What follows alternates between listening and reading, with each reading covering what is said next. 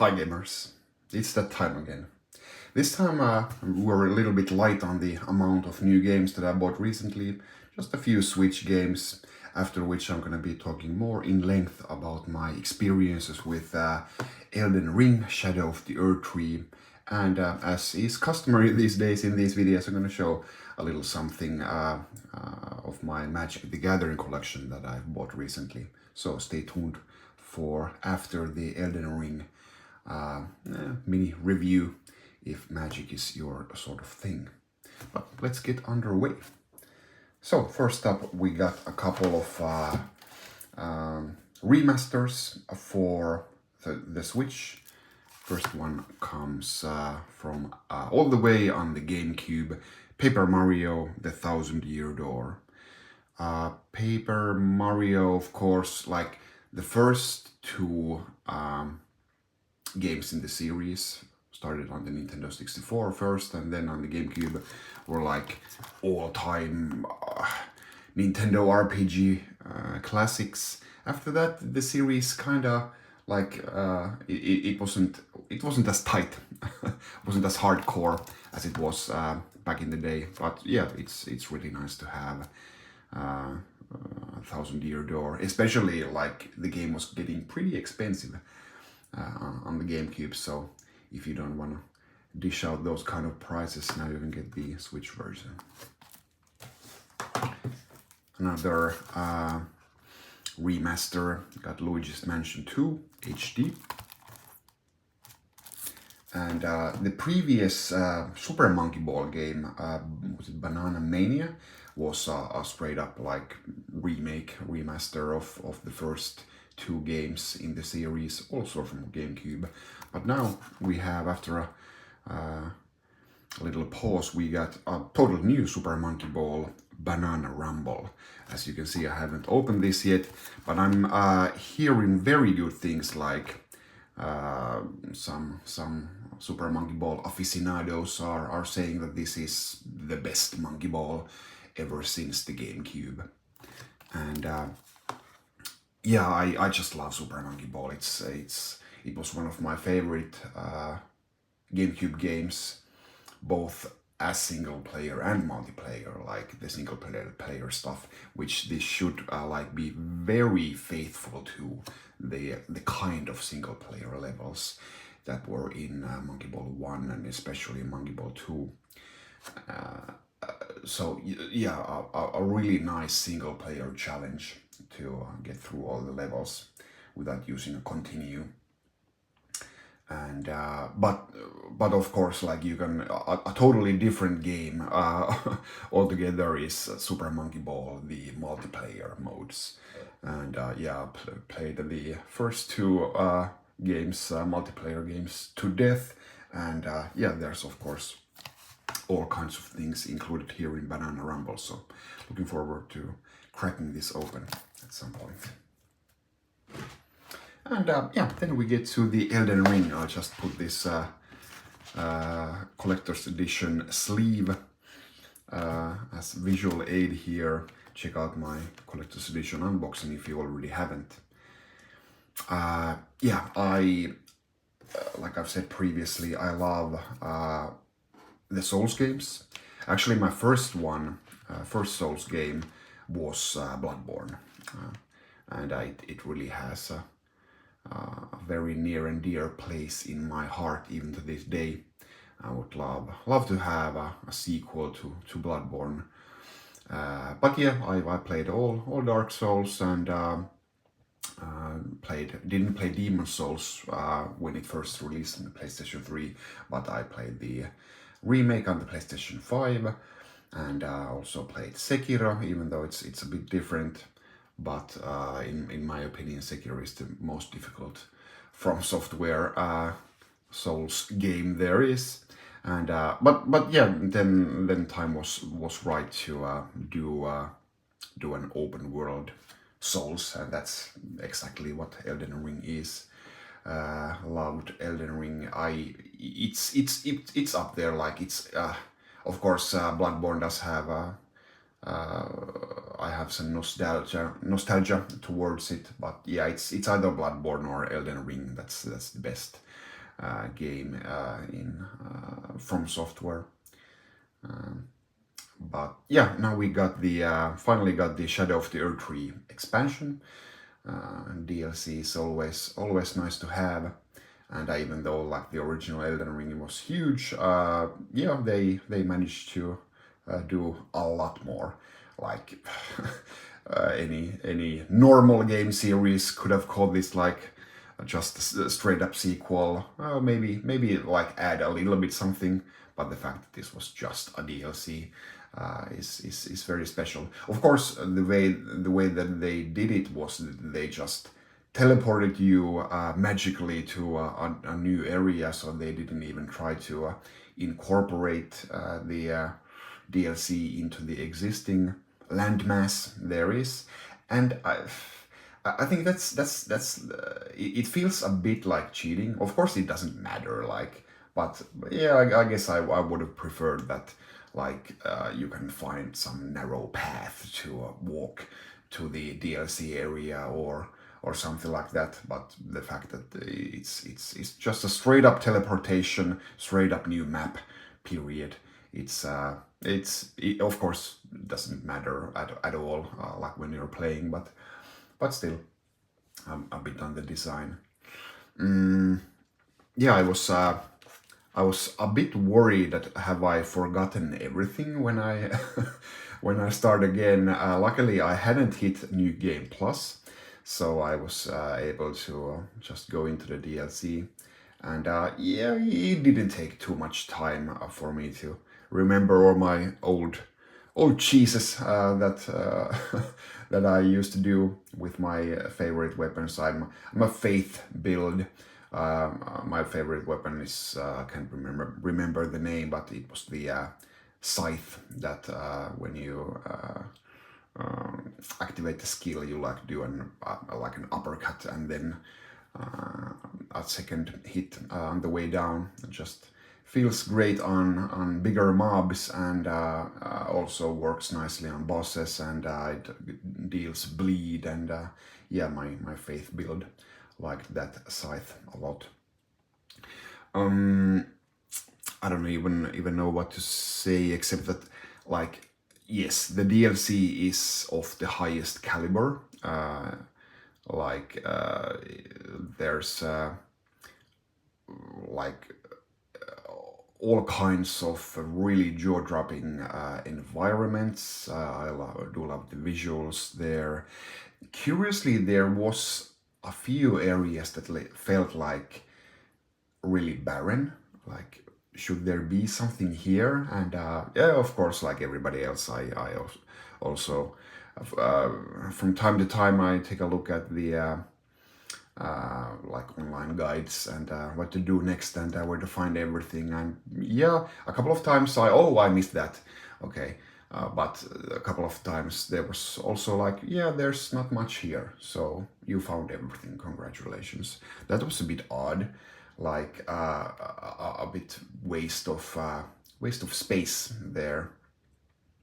But again, of course, like the DLC was so big in its scope that like I don't think anybody could say that, yeah, make more content. So if there are a couple of areas that might not have been packed as full as they humanly could have been packed, yeah, that's okay.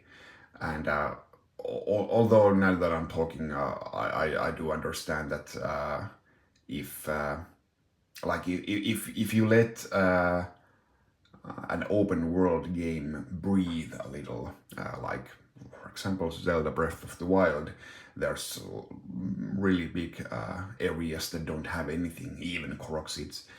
But at least when you disregard the Korok seeds, there are really big areas that don't have like anything special, and that does mean that when you find something special, that feels even more special. So I guess that's the same for Shadow of the Erdtree as well. So it's okay that not everything is like cookie cutter design, and you have more densely populated areas and more sparse areas.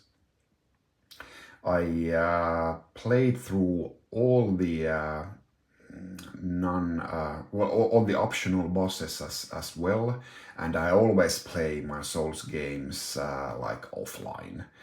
I really don't like to get invaded, and I also don't like to use any outside help with the bosses.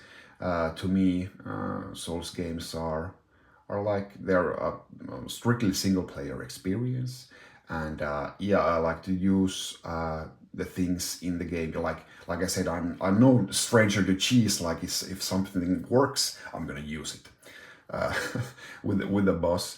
But it's still like you're using the game's like features against it, instead of like you summoning some other, totally other player to solo a boss for you.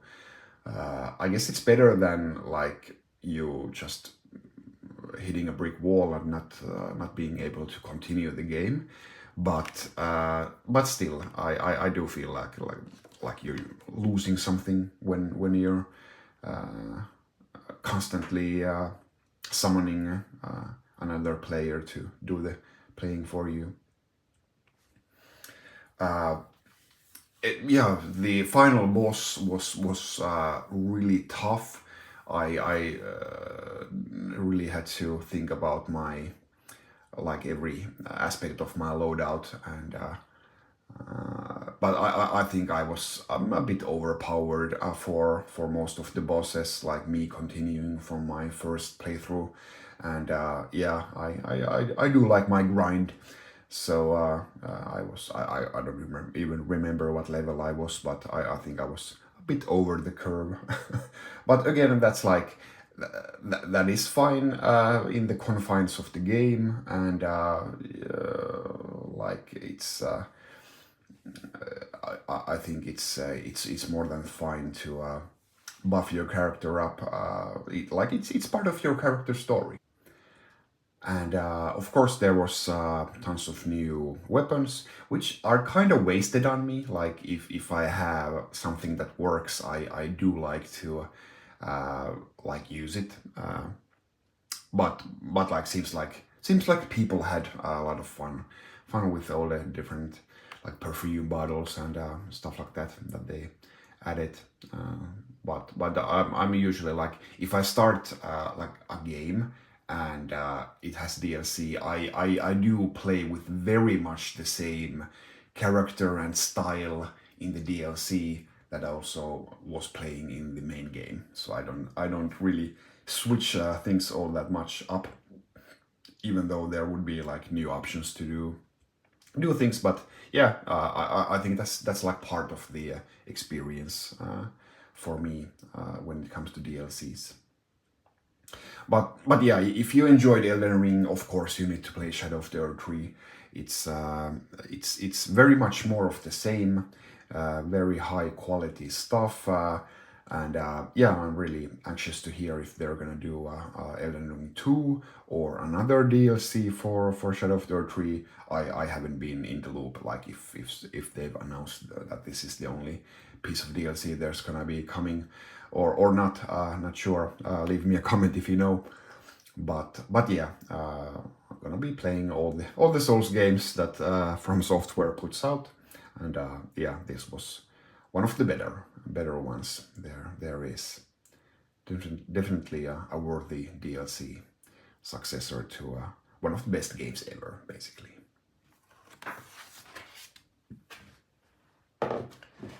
And finally, we get to the magic cards. Thank you for all who are have stuck here to the end of the video with me, and even more thanks if you check out my magic cards as well. First up, like I've said in my previous magic card videos, is that I do enjoy like collecting old cards, reserved list cards, collector's edition cards, and old foils. Like, I hate new foils. They have no character, and they're really easy to get, and they're absolutely worthless. If I can get a card non-foil, a modern card, that's what I'm gonna get. but not so with the old foils. So here's my newest haul of old foils. Let's do a little zoom. Well, that's too much. Maybe like this. Yeah. So I got Mind's Desire from Scourge. This one goes into my Jory N Spellslinger deck. So blue and red. I was buying, I was checking out these foils, and I actually had a Thrashing Wampus already. It's one of my favorite cards, but of all time, like Pestilence on a Stick. It's like fantastic. But I really don't have too many decks that I played in these days, but I do play it in my mono black Keurig deck. But I already had a foil Mercadian Masks Thrashing Wampus there. But I was just looking at sellers' things in Magic Card Market, and they had a Thrashing Wampus foil so cheap that I just had to liberate them from it, and now I have two. So we got Decree of Pain. Decree of Pain is like, considering how great the card is, that I was really surprised that like the foil is like 15 euros. That's really cheap, like for like a staple card. So yeah, snap this up, and maybe I'm gonna be snapping more of these up as well, like I did with Thrashing Wampus. And finally got a Decimate. I was decimated in a game a while back, and I remembered how just powerful this is. Like back in the day in Odyssey, it wasn't like... It's a tricky thing to cast in a two-player game, but not at all in Commander and multiplayer. So yeah, put Decimate into my Gruul deck. Yeah, actually I still haven't cast this. I've had this for several months now. Maybe one of these days I'm gonna draw it, and then I'm gonna decimate something. Good. Then we get to Collector's Edition. And collectors, if you didn't know, Collector's Edition are these specially gold back cards with square corners, and this set of basically like a reprint of every card in beta came out in the same year as beta, so 1993, which was really like, I'm still scratching my head like how that's possible. Like, you get a new game, like, yeah, it sells well, like you've all sold out of your cards, but it's still like a new game. So how do you do like a collector's edition version of a game on the same year that the original came out? Again, instead of like making actual cards, because there was like a shortage of them, like people couldn't buy them, so they made collector's edition. But yeah, they made like was it 9,000 of these were printed, each card, and yeah, 9,000 isn't a lot, and the gold on the back and the square corners are so like fragile that many collector's edition cards were like ruined if they were like handled improperly, and people also cut the corners to make them look like beta cards or alpha cards, so some were destroyed in that way, so there aren't like 9,000 left of each card, so very rare. And like, yeah, they look like a beta card except with square corners, and I just love these. These are really cheap these days. I got a full set of commons and a full set of uncommons, and like half of all the rares that's released. So I'm slowly going through my full collector's edition set. I do have also a collector's edition box to put them in. So here's Mana Flare. Yeah, just going through the rares whenever I can see one pretty cheap, so I'm just gonna pick it up. Here we have Demonic Hordes, contract from below. Stasis, one of the most iconic magic arts there is. As is this. Vesuvan Doppelganger, like, yeah, that's like Quentin Hoover, just one of the best magic artists there is. And like, yeah, like, look at this card. It's absolutely gorgeous. Like the colors, and yeah, I also like the back, but like everything just pops. And there's only a few thousand of these in existence. And this one cost me 18 euros. A rare reserved list card, made even more rare because it's like collector's edition and only a few thousand in existence. How can that be so cheap?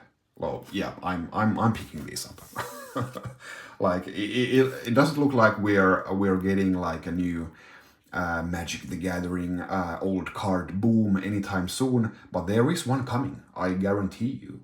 And when there is, yeah, all of these, like, we're gonna be looking back at things like in my mind, like the Magic 30 debuggle, which was like, yeah, that's crazy how they sold the Magic 30 cards for so expensive. And yeah, but yeah, ugly cards like these are even better. But to me, like, the fact that they were willing to print proxies, which of course what these are for all intents and purposes, but the fact that WotC was prepared to print those, I think that means even better things for the collector's edition. Like, maybe someday we'll get to like the official ruling that proxies are okay as long as they're printed by Wizards of the Coast, and that's what these are. And these prices were gonna skyrocket in that instance, especially these like actual playables. So yeah, got here a couple of dual lands. I already had one, Plateau. Now I have 3, Scrubland and Underground Sea as well. And yeah, as you might remember, I have 40, so 4 of each of the 10 dual lands from Revised, just to put into my decks. Nothing near mint or anything. I'm playing with all of them, so not just collecting. And I'm gonna be playing with these as well, even though they are a bit more fragile. But I'm just gonna double sleeve them and play them. I'm gonna enjoy them. But yeah, my like final goal is to make a commander deck of each color and each color combination. And I'm currently at the point where I have 5 single color decks, all 10 2-color decks. Then I have a colorless deck and a 5-color deck, and I have 5 out of the 10 3-color combinations that you can have. So halfway there with the 3-color decks, and I'll see what I'll do with the 4-color decks. Of course, it's only 5 more, but I kind of fear what's gonna happen with the 4-color decks when they like. Yeah, I'll have to see. Like, it's so difficult to make a 4-color deck and not like fill it with staples. So the deck actually has some like a voice of its own. So we'll see. But I'm not looking forward to 4-color decks, especially because the 4-color dual land requisites are so high. So when I do a 2-color deck, I only require 1 dual land in it. If I do a 5-color deck, I require all 10 of the dual lands. And with 3-color decks, you can have 3 dual lands in that. And actually, with 10 for the 5-color deck and 10 for the 2-color decks, and then 30 for the 3-color decks. That's a total of 50. And I had 40 from revised. So if and when I'm gonna collect one of each of the collector's edition dual lands, then I have the 50. So once I collect one of each of these, then I'll have enough for all of my 2-color decks and all of my 3-color decks and my 5-color deck. So that's my next goal, and 3 out of 10 collected, 7 to go. But I got the most expensive one here as well, so it's going pretty okay. But again, like yeah, I'm a firm believer in old Magic in particular, but especially like the collector's edition. And again, to me, it's more than okay to play with these cards, especially like, yeah, I have 40 of of the original duels, so yeah, I can play like a proxy of this any given day. So I do own the card, and as such, I can play with any kind of proxy. But of course, this cost me. Well, this one was like 150 or 170? Well, something like that. And this one was 300 something, if I remember correctly. So not like, these aren't free. So they're basically the same price, a bit cheaper than the revised duels. But like, even to this day, like, you need to have opaque sleeves. Like, whatever you're playing, like if you're playing with a mix of old cards and new cards, you can tell from the back that which are new and which are old. So you need opaque sleeves. So you could play with opaque sleeves and just play collector's edition all day long. Like for alpha, like I've said in my previous videos, alpha is cut differently, so you need opaque sleeves to play with alpha. But alpha cards are real Magic cards, a collector's edition isn't. But I do have a feeling that that's gonna change at some point. And if it hasn't changed for your kitchen table, it should change now. But yeah, gorgeous cards. Like, I'm not gonna be playing with these cards, but I'm gonna be playing with these. So it's a mix of a collection and gameplay for me. But yeah, I always play with my expensive cards. They're meant to be played, and that's fine by me. I of course try to keep them in good condition, but if some slight gameplay makes them go from near mint to excellent, so be it.